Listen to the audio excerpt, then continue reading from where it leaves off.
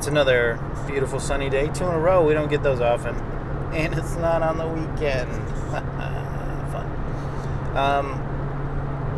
I saw an article yesterday that was kind of interesting. And pretty much stated that Elon Musk said he saved $150 billion with Doge. I hate that fucking name, Doge.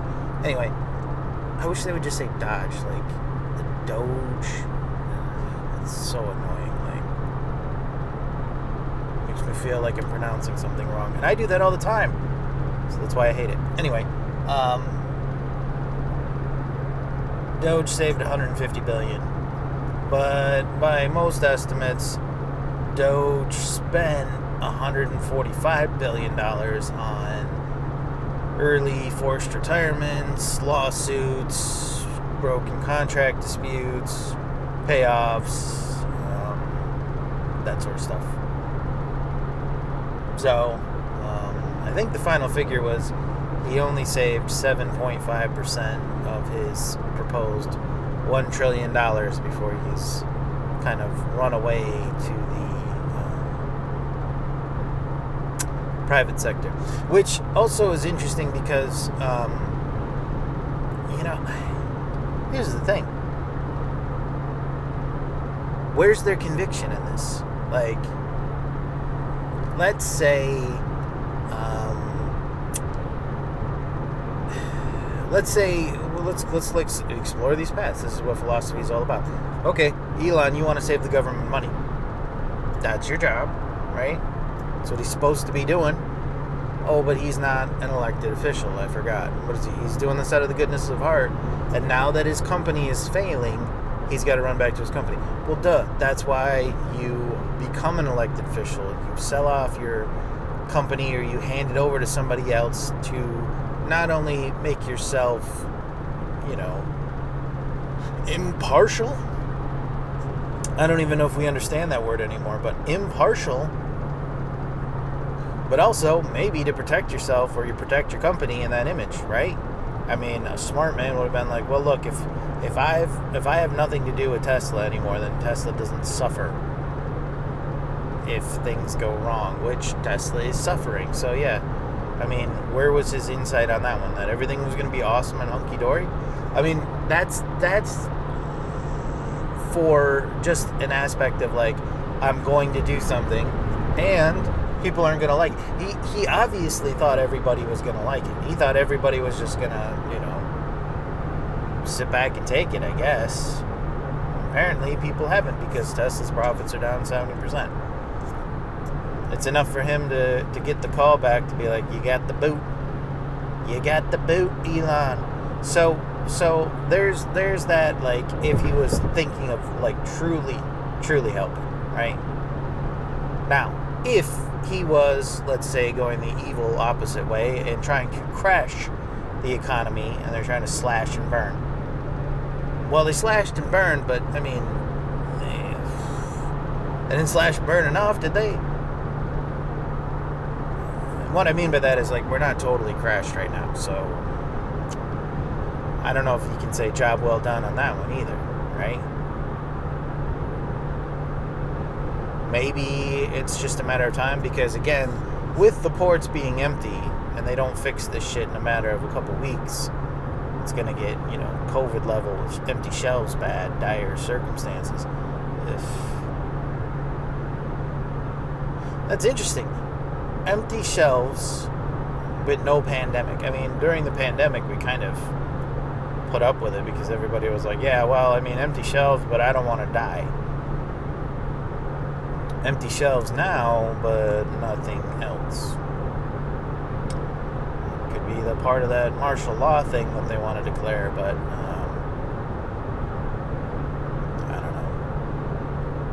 So anyway, and any sort of in between in that with Elon too, because I mean, it's like maybe he wanted to get richer, put more money in his pockets. Maybe if it's cash, I guess it would be cool, because how else are you gonna, grab more wealth?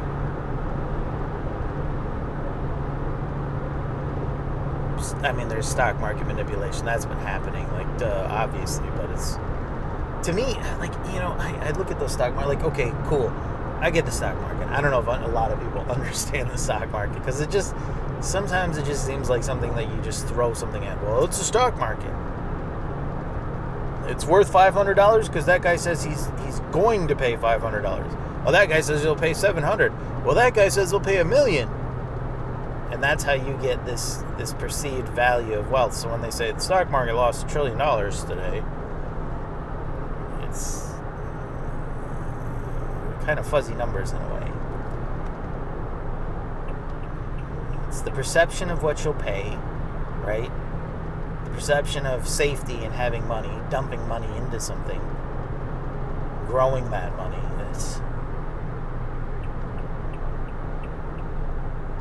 It's a lot like Bitcoin, and I'm willing to bet a lot of people don't understand that either. You want to yell out blockchain and all sorts of things, but you're like, what? I mean, look, we understand the inherent value of money, right? Money is an object that we exchange our time and effort for value and goods. So, it's a placeholder. Instead of working 5 hours directly for the grocery store to pay for those groceries, you work 5 hours for money. Then you take that money, you give it to the grocery store. The grocery takes that money, gives it to something else, buys stuff with it, then turns around and they buy stuff with it. And it's a easy circulation of goods. You don't have to trade 4 goats for 3 apples and then determine the value that way. That's why money is there, for a simple placeholder. I understand the transaction. Bitcoin supposedly has value in verifying electronic transactions, although, like, even that part to me is like, well, what transactions is it exactly verifying? Are we going to always need Bitcoin to verify transactions, or is this just, the blockchain an aspect of, again, made up speculation, which it is. I mean, it absolutely is, just like the value of it, which is, again, speculation. That's why it goes up and down and fluctuates so much. I mean, even stocks, you go, well, I'm buying value in the company, but stocks have become to the point where it's like that value doesn't reflect what that company is. Most times it does, but there are a lot of times where it absolutely doesn't. We know those shenanigans. I mean, look at Tesla itself. The valuation of Tesla, especially during the COVID shenanigans, was at one point higher than all the other car companies combined. Now, I don't see that many Teslas on the road, okay? The value of that it's inflated, okay? It's not worth that. And this is why we become detached from the idea of objects and, again, throwing a bunch of random things out there.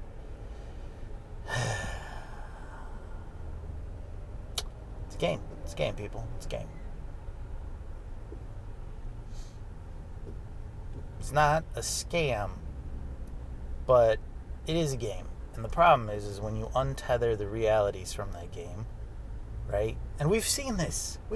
Again. Go back and look at some history. Like the Sabarns. I'm going to say that. See, this is why I pronounce things. Sabarns. Oxley. The regulation. Because guess what they used to do? They used to speculate on the price of commodities. So potatoes. Yeah, you guys are fucking assholes. Potatoes. The price of potatoes they would speculate on, right? And the problem with that is that now it becomes like, okay, this bushel of potatoes, in terms of speculation, is not worth the value of what that bushel of potatoes actually is. And then people are stuck holding contracts for real potatoes that they didn't want to buy. They just wanted to make money on. As crazy as it seems, we were doing this shit 100 years ago. This is why it's so fucking frustrating. And then people were left with potatoes that rotted in the ground. We were starving not because of the aspect that there was no food. We were starving because of the fact that somebody couldn't eat it. Or somebody couldn't eat money. God damn it. I got that big dramatic fucking statement. I was going to go with the grapes of wrath. I had the grapes of wrath all lined up. And don't you hate that? That's a fucking... Most people would be like, I'm going to go back and re-record this shit. Not me. I'm rolling with it. You see me, motherfucker? I'm going with it. I'll own up to my mistakes. Anyway, so that's the famous Grapes of Wrath speech. Not what I said, but it's close. Where oranges were sprayed with kerosene. Right? Because couldn't get $1 out of it. They burned meat in ditches because of that deregulation that they did. And guess what? We deregulated stuff too. Now look where we're at. Speculating on futures that are wildly... It's a casino. It's a fucking casino, and this is what we're doing. So anyway, the only people that truly get rich in that too are either people that got friends or insider information, because the little guys like you and me who are putting in hundreds or tens of thousands or even small millions, you're not really moving the needle. We kind of moved the needle with the whole GameStop stock thing, but it took a lot of people to do that. It really did. And so, it's a hard game to play. And also, look, everybody thinks getting rich quick and easy. That's the American way, isn't it? It is the American way. However, getting quick and easy is never a sure sign for things to work out right. That's what, tried and true tells us. Practice makes perfect. Anybody? Struggle, the hardship that makes everything worth it. That is truly what we're missing in some of these aspects, because it's look, short-term richness, sure, but long-term gain is what we're looking for here, and a lot of people are just playing that. Fuck you, got mine, get out.